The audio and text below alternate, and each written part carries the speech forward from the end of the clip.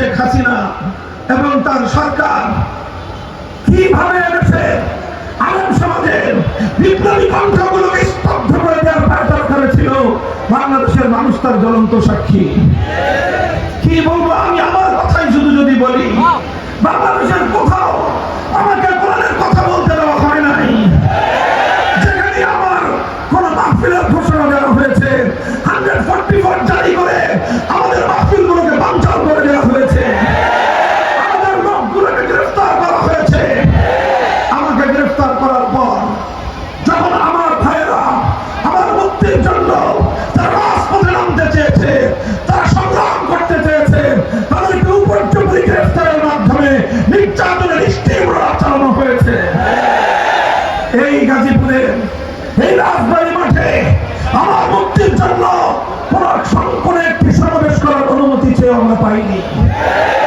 আল্লাহ পাক রব্বুল আলামিন আজ সে মাটিতে মুক্ত পরিবেশে শান্তিপ্রিয় সমাবেশ করার তৌফিক আল্লাহ আমাদেরকে দান করেছেন। আমরা প্রতিশোধের রাজনীতি করতে চাই না। আমাদের প্রতিশোধ হবে আদর্শের মাধ্যমে, আমাদের প্রতিশোধ হবে আল্লাহর কোরআনের জয়গান গাওয়ার মধ্য দিয়ে। আমরা স্বাধীন বাংলাদেশে আমরা স্বাধীনভাবে আল্লাহর কোরআনের কথা বলবো। যারা কোরআনের কথা শুনতে পছন্দ করেন না, আপনাদেরকে বলে দেই, আপনাদের আপার মতো আপনাদের জন্য সীমান্তের দুয়ার খোলা আছে। চলে যেতে পারেন অন্য কোথাও।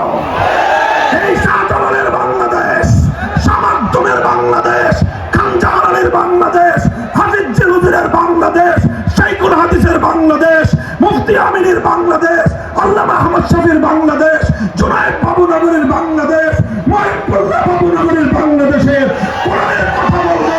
সহ্য না হলে বাংলাদেশ ছেড়ে চলে যাও।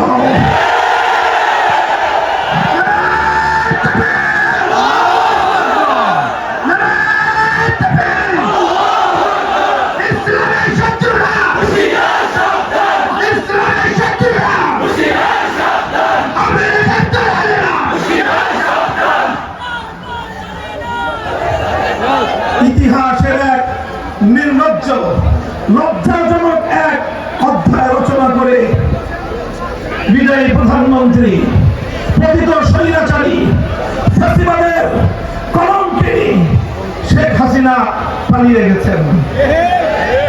আমার দুঃখ এবং আফসোস হয় ওই সকল আওয়ামী লীগের নেতা কর্মীদের জন্য যারা দীর্ঘদিন ধরে রাজনীতি করেছেন। তাদের মধ্যে কিছু ভালো মানুষ আছেন যারা শান্তিপ্রিয় ভাবে ভিন্ন মতের প্রতি শ্রদ্ধা প্রদর্শন করে রাজনীতি করতে চান। তাদের জন্য আমার এ কারণে আফসোস